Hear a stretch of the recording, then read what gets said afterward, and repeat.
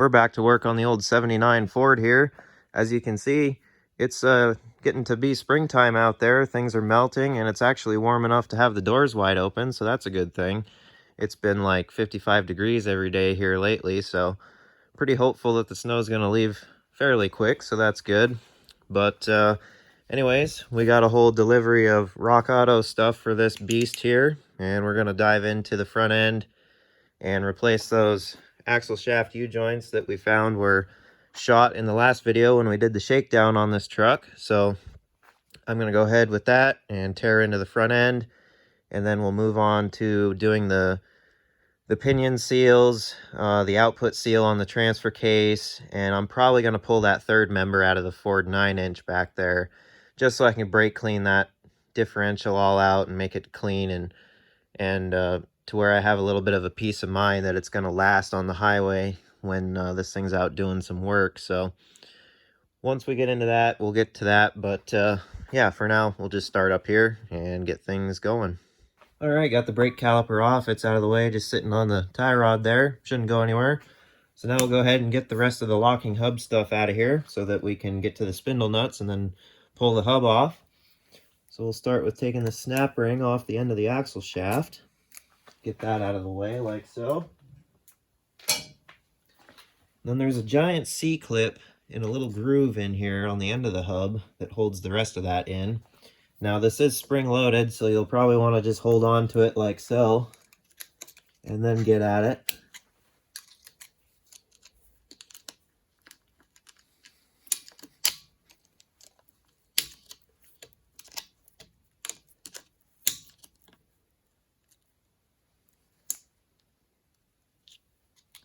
Just work it out of there. Oh, just lost it.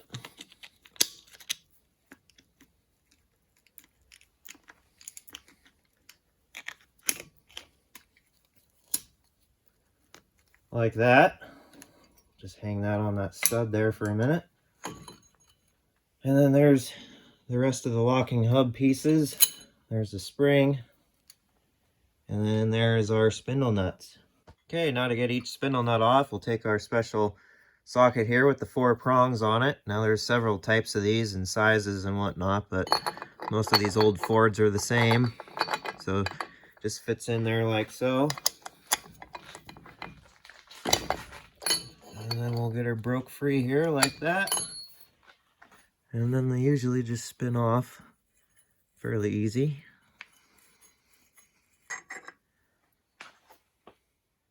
Now we've got our lock washer to get out of there. That goes in between each spindle nut, and it's got a series of holes in it because the inner nut has a little pin on it, and that's how you kind of lock things together and keep them from backing off on you. That one's stuck on there pretty good, so I'll show you guys a trick to get that off. All right, so you're going to want to take the pick and find where you can get behind that washer, because that inner nut has these cutouts on it for that socket. So you're going to want to find one of those with the pick, which there's one right there at the top.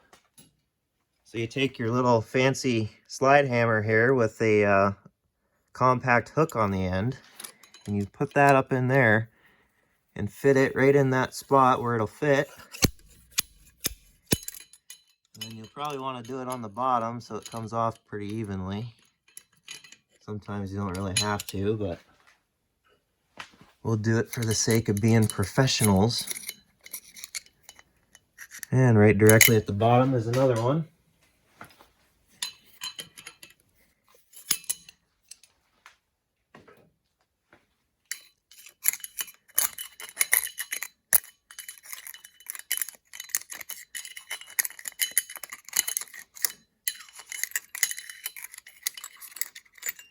And there's our lock washer. That's my little trick for getting those off when they're kind of stuck like that.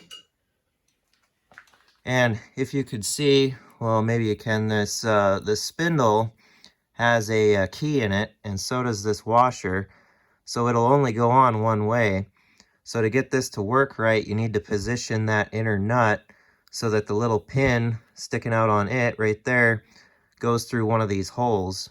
But so long as this is on the spindle all the way and on that key right there. So that's how those work. Now with this out of the way, we'll go ahead and get that inner spindle nut off, and then we can pull our hub right off the spindle.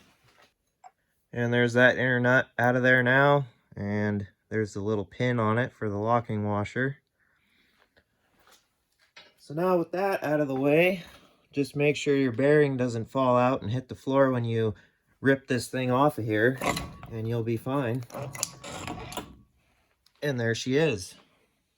Now with the hub and rotor assembly off and out of the way, all we got to do is unbolt this spindle from the knuckle, get that out of the way, and then we can slide our axle shafts right out, because unlike a rear differential, they don't have C-clips in there holding the axle shaft in. Usually when it went to the twin traction beam, they did that on one side for whatever reason, because they were a two-piece.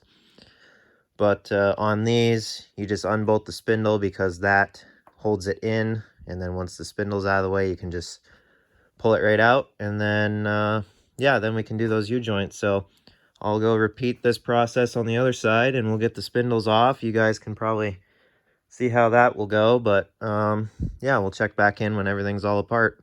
Well, over here getting ready to get this caliper off, and this is the side that actually has the retainer keeper dealy thing in it still, so I just got the bolt out of that. So you're probably wondering, what's the trick to get these out? Well, there's only one solution. That's it! I'm getting me mallet! Alright, well, the spindles are pretty rusted onto this axle, and they don't want to budge using the general tools that normally get them off, like hammers, chisels. Usually they pop right off with a dead blow hammer on them, but these are quite rusty and have been on a long time and probably never been apart. So what we're going to want to do is refer back to the step that we used on this brake caliper retainer and just amplify it a bunch. So in order to do that, just thread your outer spindle nut back on to the threads here on the spindle and position it so one of the notches isn't up here, same with the bottom, and you'll see what happens. The solution to every problem.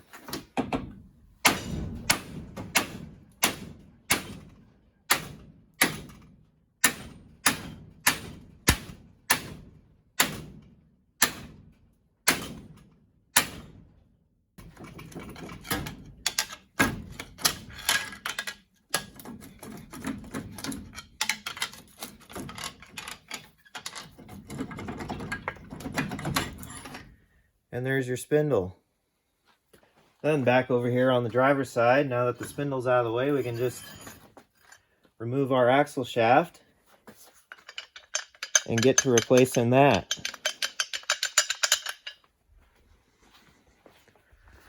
I mean, I think she had a good another couple 100 miles left in her, don't you think? That's not even that bad. You see that wear right there from it traveling too far? Nah, that's nothing. Well, there's one all knocked out and ready to go. It's nice and happy and tight again, so that won't blow up and ruin both yokes. And this old seal here, I wouldn't worry about that. Just ignore that. So now we'll go ahead and repeat the same process. Get this one done. And then before I put the axle shafts back in, I'm going to pull the diff cover and clean all that out with brake clean, just because I figure I should. And then we'll put fresh fluid back in it, and then the front end will be all set. We'll get her back together, and then we'll move on to the rear axle and do all that other stuff I got planned for back there. But yeah, it's going along pretty good so far. Axle shafts are all done and ready to go with their new U-joints. Now I popped the front cover off here, and yeah, it just looks great, like absolute mud and, you know, 50-year-old gear oil, so that's nothing to be concerned about. So we'll just get this thing sprayed out with brake clean, sealed back up, and then it can get new fresh fluid.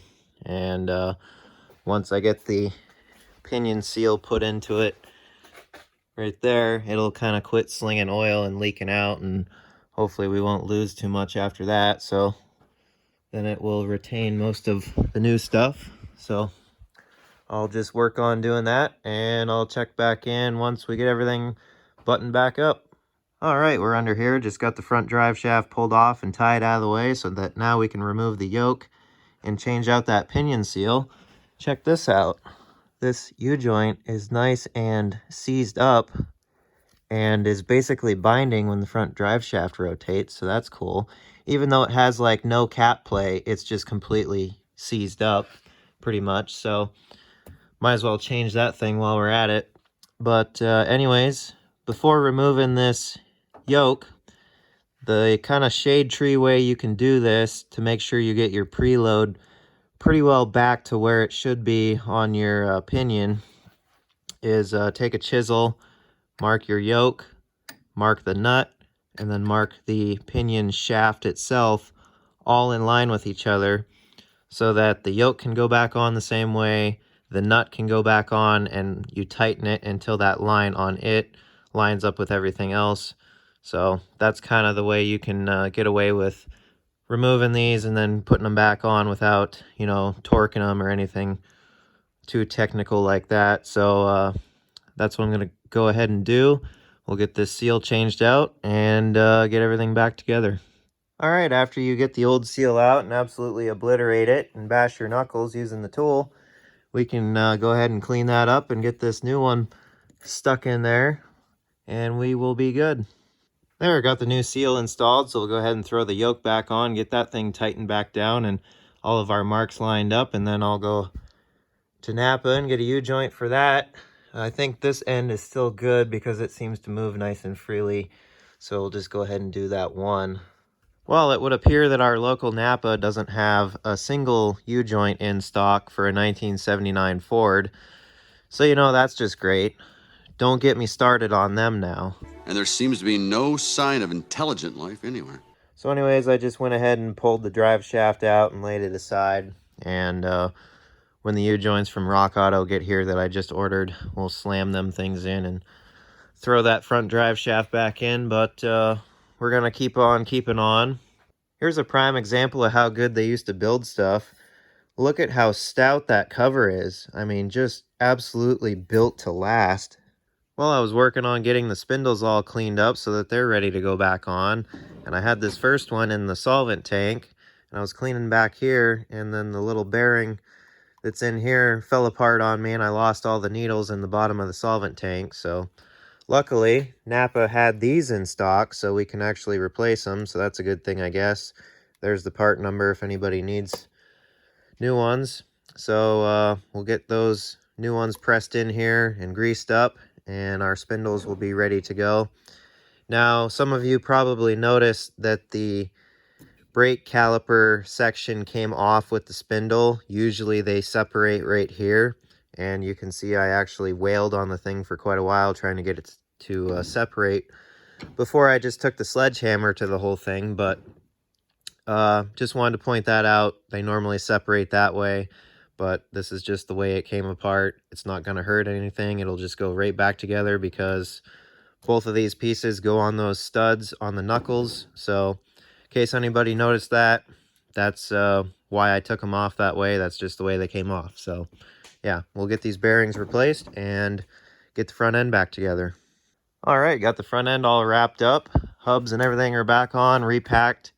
All the wheel bearings, new wheel seals, and we've got our brakes back together with brand new pads. We got a brand new retainer here to replace that one that was completely missing and causing the caliper to flop all around. So that's all set now. Same with this side. And then you can see our nice new parts in there. Like putting lipstick on a pig with this truck, but oh well. And we've got our new pinion seal, obviously, that we did before. And I've got to wait for that U-joint to get here for the front drive shaft, and then that can go back in. Now, I'm moving backwards here. We got the rear drive shaft out. And now it's time for the output seal on the transfer case to get it to quit slinging oil and losing all of its gear oil. So we'll get that replaced. I don't think that one's leaking as bad, even though it's lower. It still seems pretty decent. It seems like the bulk of it is out of this one. So we'll go ahead and get that yoke pulled off, following the same procedure as the other one, and get that seal replaced. and then we'll keep on moving our way back here and get this thing wrapped up.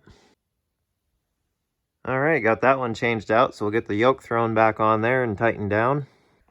Well, got her wrapped up for the time being until the rest of the parts for it show up. I didn't really film anything on the rear axle work. I did the pinion seal and stuff like that, clean things up. I didn't really go into the whole thing as much as I wanted to. I kind of figured once I get the rear drums off and pull the axle shafts out, it might be a whole can of worms and needs, you know, a bunch of stuff. So I figured just leave it alone. The wheel seals aren't leaking or anything, so it can be good enough for now.